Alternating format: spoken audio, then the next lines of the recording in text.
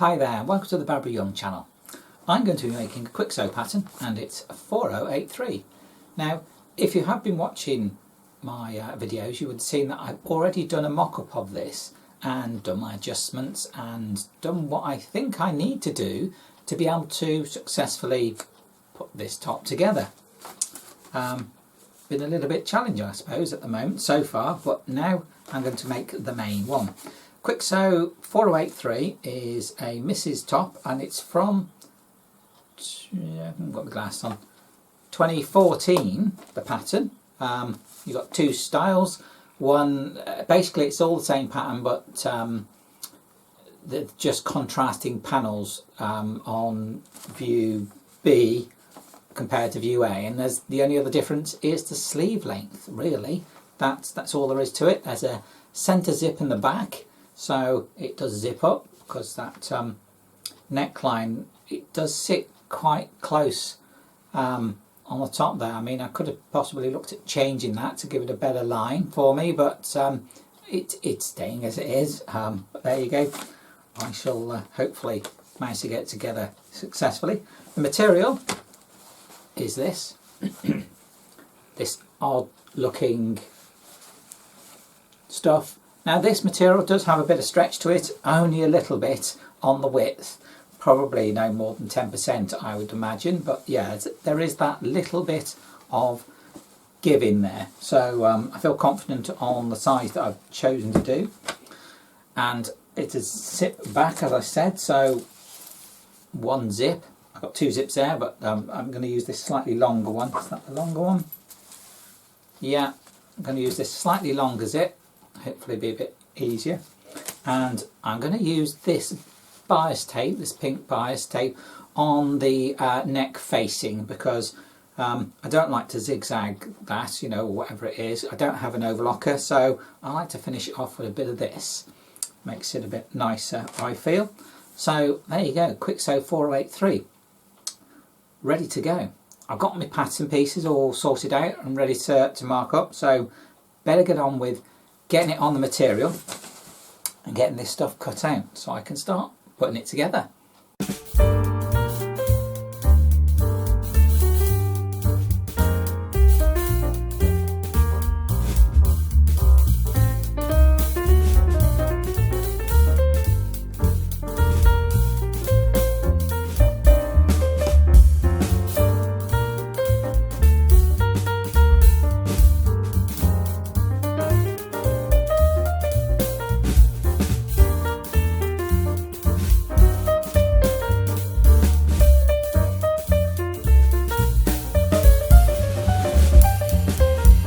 All done.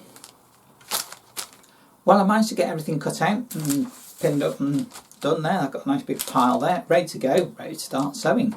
Now, having read the instructions and when I'd done my mock-up, decided that I didn't quite like, well, not that I didn't like, but decided to change the order of construction. So I'm going to do things a little bit differently. Most things are the same as on here, but there is some changes. So I suppose first up is the interfacing, which is the first step. So get that done and out the way, and then I can get on to constructing the garment. Well, I've got my interfacing done, just left that on the ironing board to go off, and I'll leave that for as long as I can, which is actually quite a while because there's a number of stages before I get to actually have to put that on, so hopefully it'll be nice and settled by then. But the next stage is actually putting the main front panel to the front side panels. Well, that's the front and the front side panels done, so next will be the back and back side panels, which will be effectively, this forms one piece, but the back will form two pieces because there's a zip to go in. So better get on with it. So now I've done my back pieces. I've got two back pieces, the back side to the back piece gives me these two. We're going to have a zip in the middle there. So I've got my back and the front, and this is now where I'm going to depart from the instructions, because in the instructions it's telling me that I should be pinning the shoulders on. I'm not going to do that. What I'm actually going to do is I'm actually going to stitch the peplum pieces the individual peplum pieces to the backs and to the front. In the instructions it says that you stitch them together and then stitch the whole thing on as one thing. I'm not doing that. As I've said before, when I was doing the mock-up, I've found that it didn't work really very well, so I've changed the order construction. Next thing is to put the peplum pieces on, and then I've got the full length of the front piece and the back piece before I need to go on any further. Well, I've put the peplum pieces on. As you can see, it gives it the full length of, that's the back.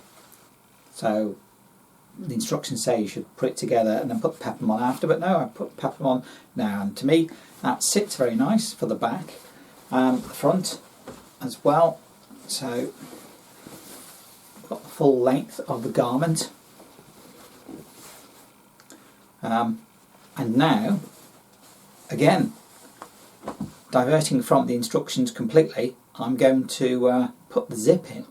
Actually, as far as it goes, I'm not even going to use the instructions from the Kwik Sew pattern at all. I'm going to use a different set of instructions entirely, which are from the New Look 6467 pattern.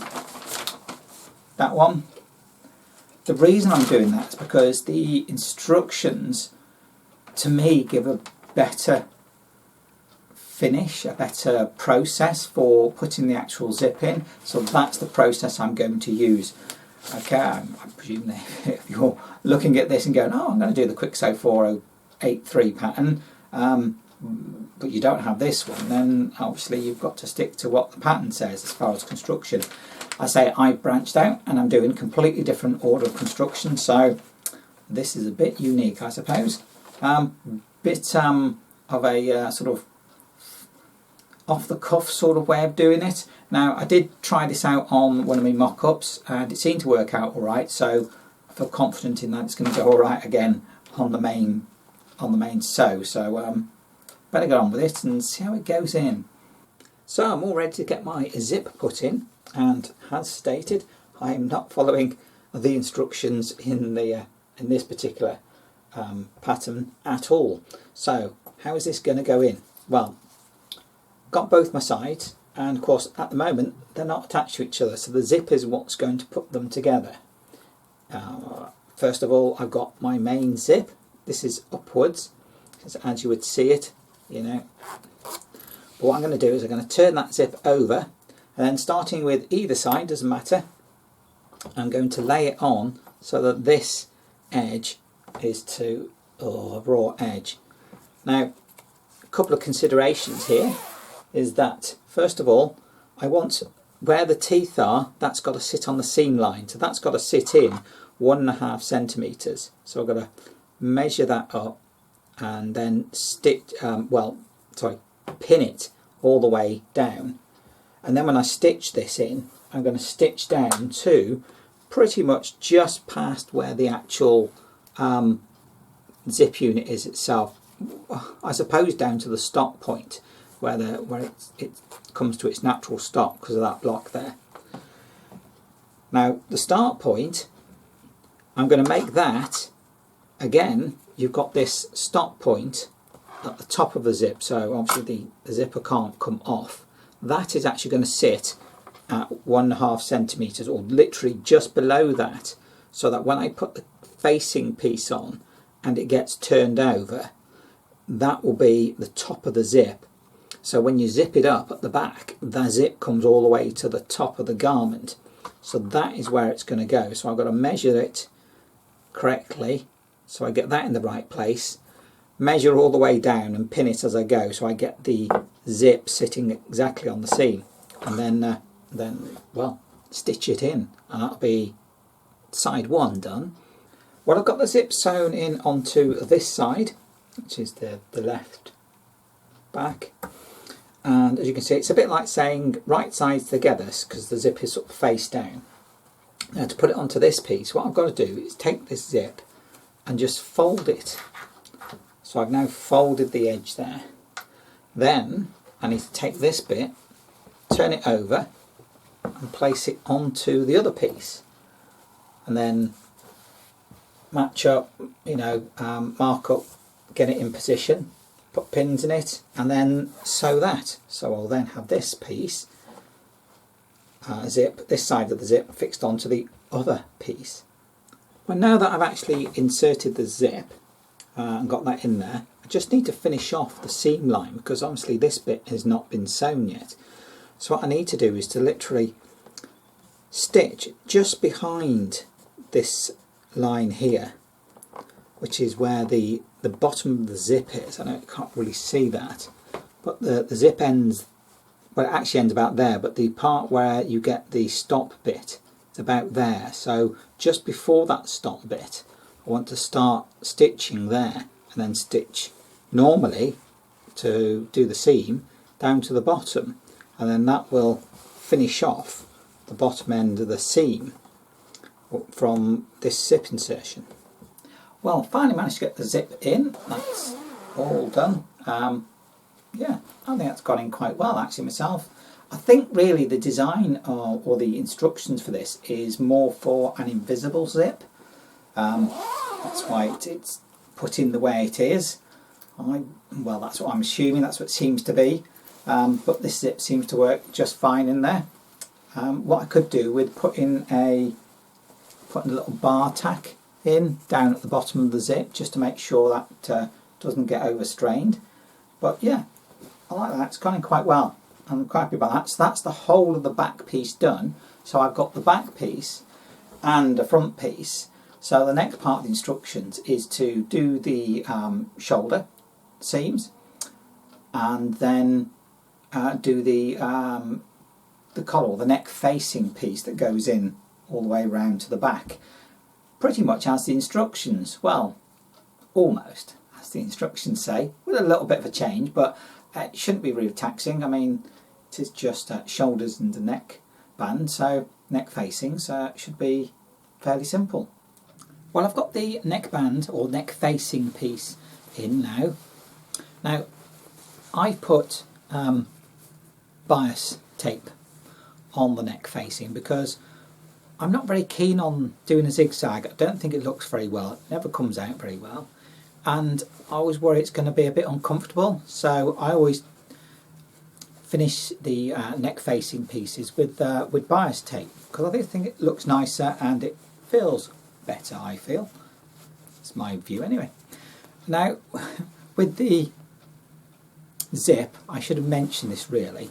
I forgot to film it, but I've already trimmed it and top stitched it.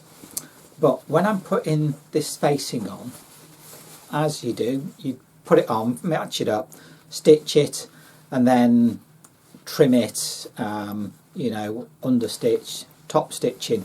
But the zip, to finish the zip off properly, what I did was that before I did the top stitching and that, when I'd first stitched on the neck facing, what I do is take the zip, open it out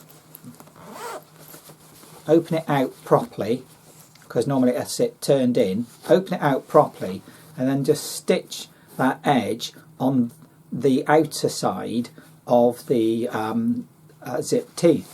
And then when I turn it through, out it pops, and the zip now stops at the very top of the garment. I suppose if I wanted to put like a button or some other hook or something on there, I could have done it so I would just adjust the start position of the zip a bit further down, and I'm sure that would still work, but that's just the way I like to do it. So that neck facing is now in, and next up will be sleeves. Sleeves are a bit of a pain. I always find them somewhat taxing, but it's getting there, because once I've done the sleeves, I've only got to sew the side. Can't even say that, can I? Sew the sides up and then hem it, and it's done. Well, I've finally got the sleeves on. I've got the side seams done up. I've finished those seams. I've hemmed the sleeves and the bottom of the garment. So really, everything's done, and it's finished. All done. As you can see, finished garment, and yeah, I quite like it. It's a nice top. Seems to be fitting fairly well, I suppose. Get onto that in a minute, but yeah, I like it. It's nice. It's a busy top. It's got this peplum bottom, a little short sleeved. Got a zip in the back, and yeah, I like it. It's a nice style. But is it perfect? No. Is it really good? No. Are there issues with it? Yes. Now, while making this, I've had quite a few issues with it, and as you might have seen from my video for the mock-up, I went through quite a bit of sort of changing, experimenting, and having a look to see what I can do with this top to make it fit better.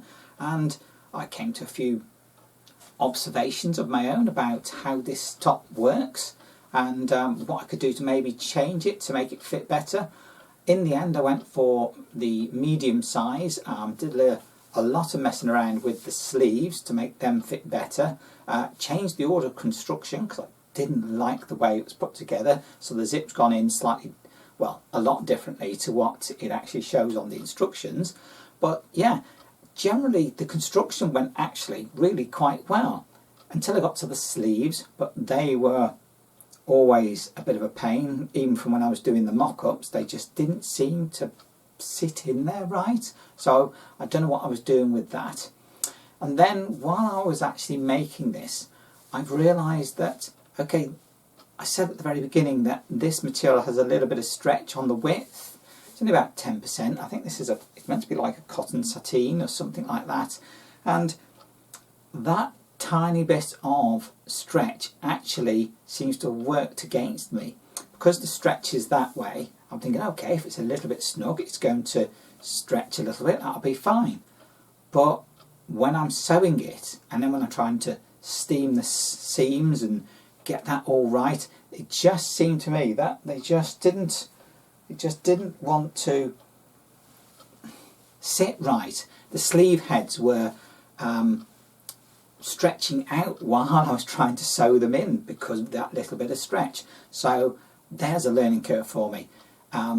Don't use stretchy materials unless the pattern specifically asks for something a bit stretchy or says that you can do it with a stretch, because if it's not working right, it's going to end up out of shape, and that's the problem with this top. I think it's been going out of shape as I've been trying to make it, which is not good. Now the other thing with it though is that I just feel that, I don't know, it just doesn't come together that well, especially in the order construction that they say. The order that I've done it in seemed to make it come together a lot better. Now I'm not saying that I didn't enjoy this project, because I did. It's a nice top. I enjoyed the process of making it. It came together quite well generally once I'd got onto the actual main garment. Mock-up was a bit testing, but there you go. But I've learnt from doing this top. I think the main thing I've learnt is that this style of top doesn't naturally sit well on me. I need to do some more work to understand why it doesn't. So I think what I'm going to do is, in the future, I'm going to come back to this Kwik Sew 4083 top, but I'm going to get hopefully a load of material so I can use for mock-ups, you know, old bed sheets and stuff like that. And I'm going to do mock-ups, and I'm going to amend like this seam here and then make it up, see what happens. Amend this seam here, see what happens.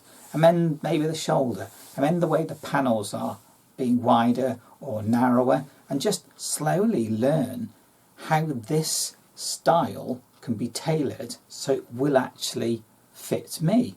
Because at the moment I think that's the problem I have. This style just doesn't fit me very well, so I need to understand how to tailor it to make that happen. So yeah, a lot more work, a lot more experimenting I think with this, but that'll be some time in the future. And then hopefully when I do get a project that requires this style, that is this type of style, I'll understand how to tailor it to actually make me fit. me better to fit properly rather than the way this fits, because this is, well, I suppose there are YouTubers out there who use a three-stage category. So we have good, nice and perfect, as I would put it. And I've never made anything that's perfect yet. I'm not that skilled, as it were. I've made a few things that are nice, but this isn't nice, this is good. It's wearable, I like it, I really like the style, but I need to know more. So, yet to improve and yet to get there, but at some point I think I will. But there you go, Kwik Sew 4083. Well, thank you for watching my video, and I look forward to seeing you in my next video. Bye!